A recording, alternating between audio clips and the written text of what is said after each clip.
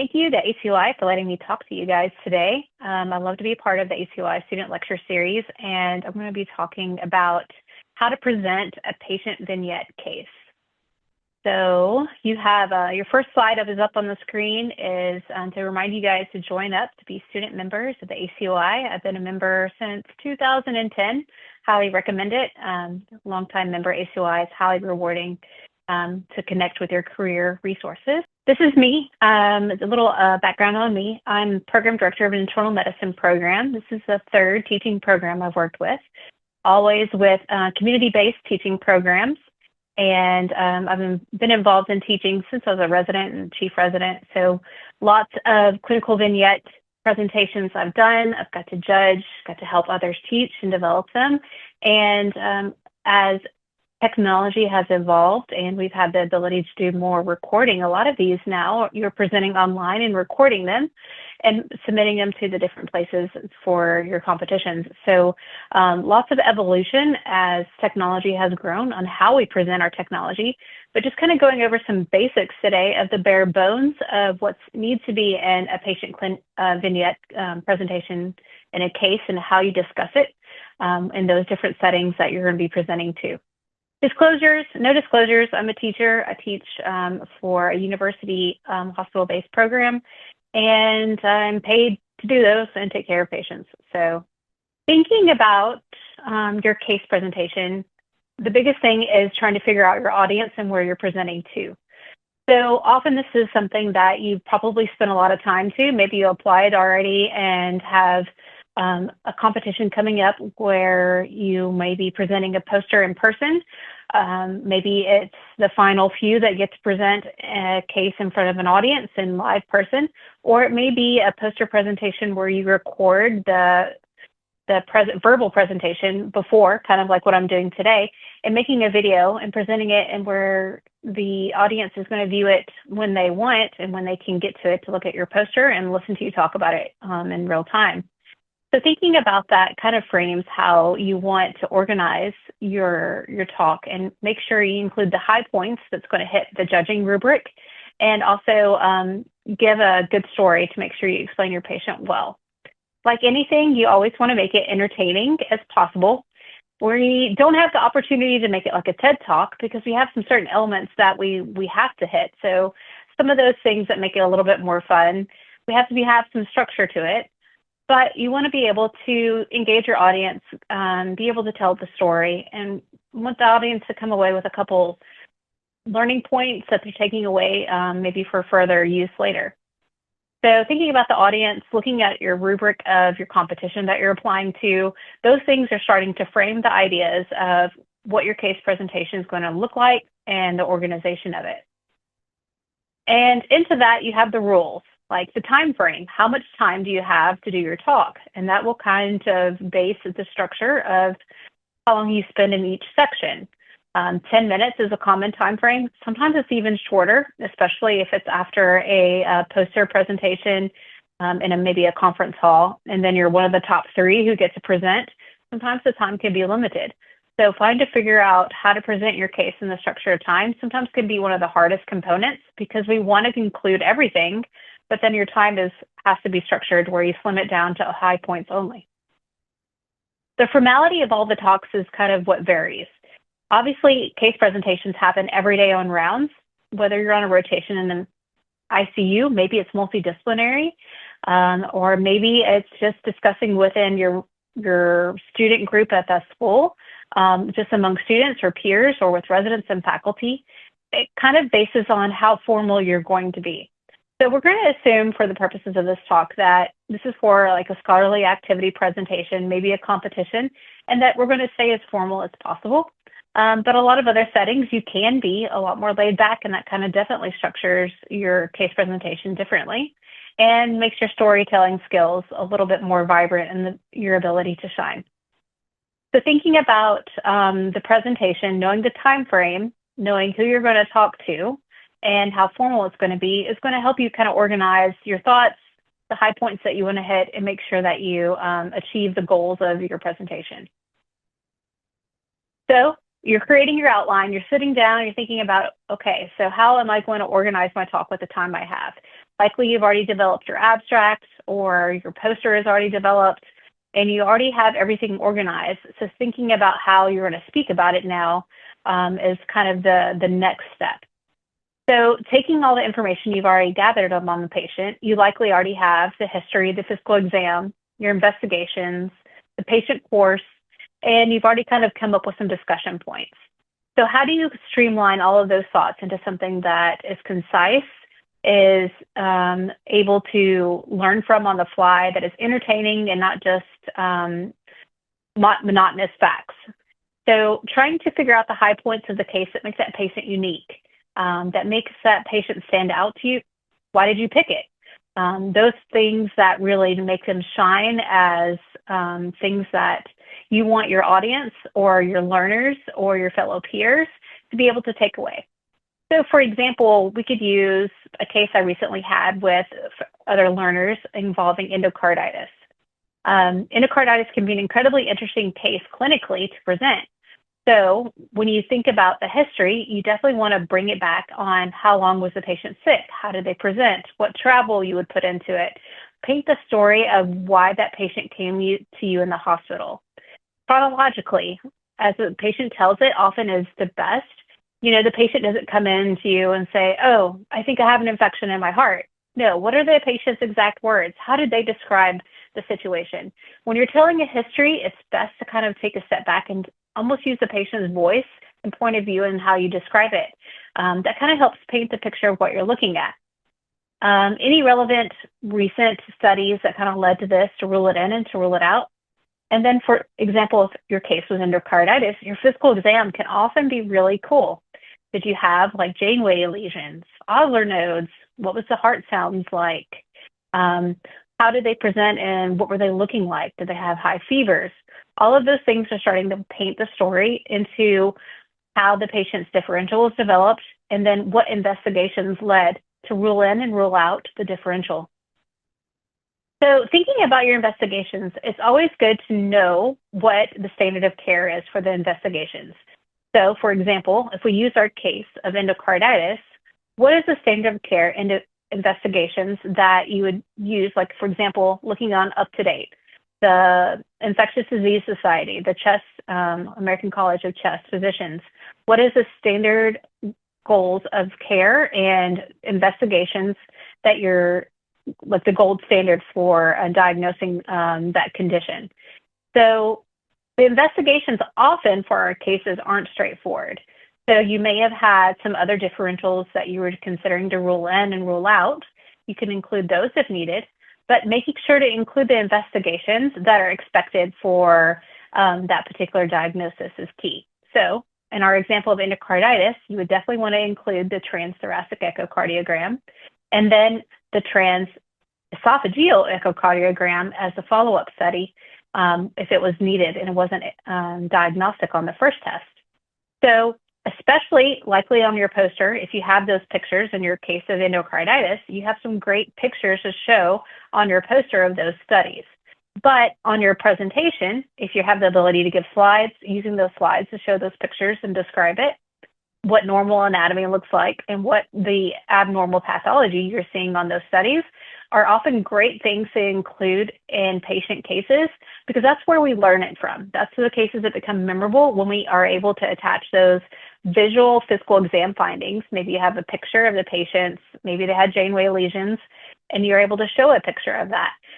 Or if you have pictures of the relevant investigations. Even labs, if you have a significant trending in lab findings and you're able to graph it, things like that make your case stand out and make it easy to absorb in a short amount of time relevant information. So then thinking about the patient course, and depending on the case, sometimes the diagnosis is quick and you're able to describe how it was treated. And then maybe you have a success story and how the patient did well and you're able to have a follow-up picture of a success and a good outcome. Describing those things are really helpful in understanding the course of the disease, the effective diagnostic skills, and the treatment course.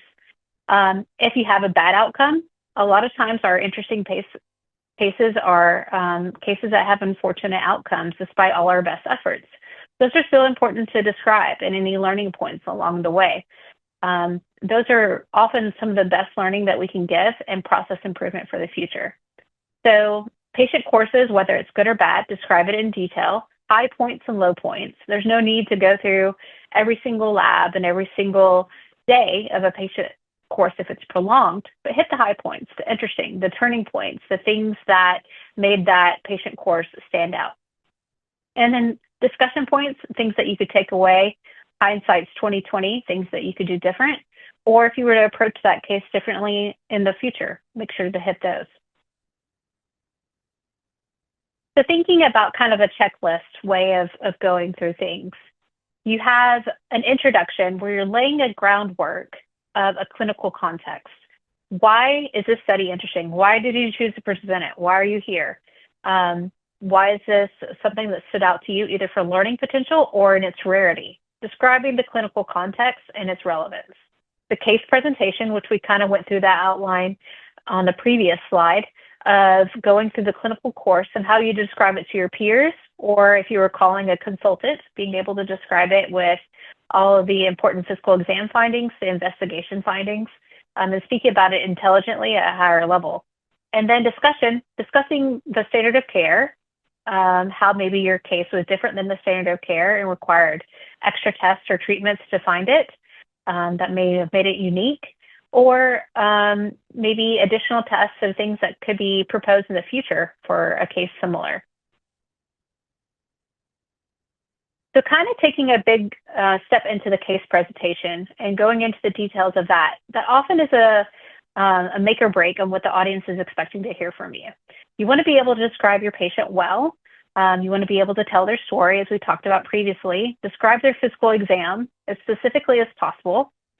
If it's a case of endocarditis, speaking about the relevant exam fields, not necessarily focusing on the ones that aren't, and the investigation and hospital course. As you go through things, it's important to kind of include and exclude things that might be important and really be able to highlight and emphasize with detail the important ones. And then the extraneous stuff that may just be taking up space and not really important to the case, feel free to kind of minimize those or leave them out. The only time that I sometimes include things that are extraneous is if it's ruling out something that would be your expected finding. So for example, if it's a endocarditis patient, we might expect the patient to have a history of IV drug use. Might expect it to be a staph or a strep as being the most common things. So if all those came back negative and that wasn't pertinent to the history, you still want to include it because that's something you would expect it to be positive. And if this case is negative, it also makes it more unique and interesting on the patient course. Discussion often gets into really the meat of where we learn things as providers from a peer-to-peer perspective, and where we often develop new research projects and maybe new treatment plans or further studies. So thinking about why this patient is interesting and the learning points in it and what could have been done differently really can help maybe develop future quality improvement studies or database-driven studies. So thinking about our case of endocarditis, describing the pertinent pathophysiology, what you see, what you were able to identify in diagnosis.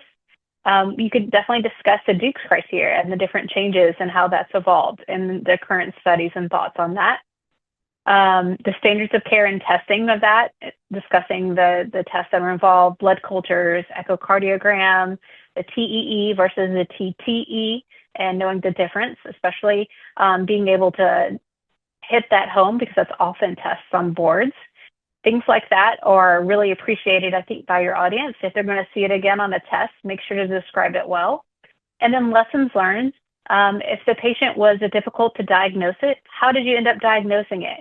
What was the caveats that made it difficult? Maybe initially the blood cultures were negative and you had to repeat it. Things like that that make it unique, and you're able to expound on it. So for the purpose of this study, of the example I'm giving with endocarditis, if you have perhaps a culture negative endocarditis, you're able to explore all of the diagnoses that go with culture negative endocarditis. where you would expect the blood culture to be positive and it wasn't, but then you ended up having a vegetation on a valve.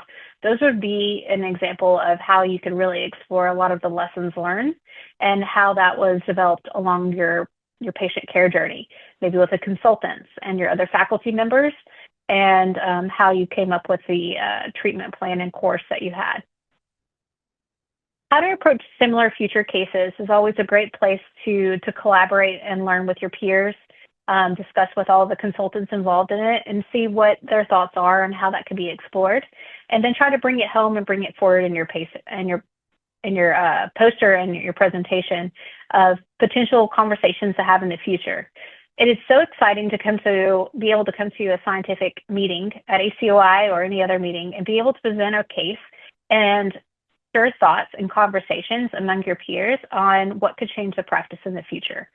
So that's really the lessons learned can be a really exciting area to spur the new areas of medicine on where our areas for growth are, and we can collaborate more with research ideas and how to change the treatment guidelines in the next patient.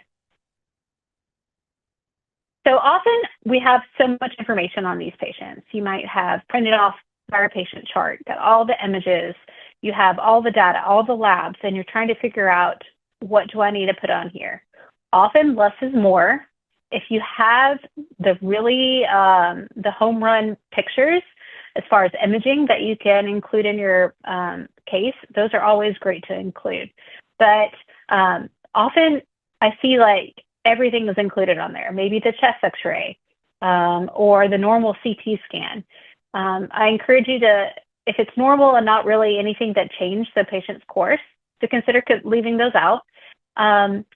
There's also a lot of patient cases that have a prolonged timeline. Maybe the diagnosis was outpatient and occurred over the period of months, or was a difficult case and is still ongoing, and maybe there has been curveballs in the treatment plan that you want to emphasize. Consider making a timeline, just a basic chart timeline, just so you can visually see what happened at different places rather than a paragraph description of all of that. Make it a visually appealing, a timeline chart instead.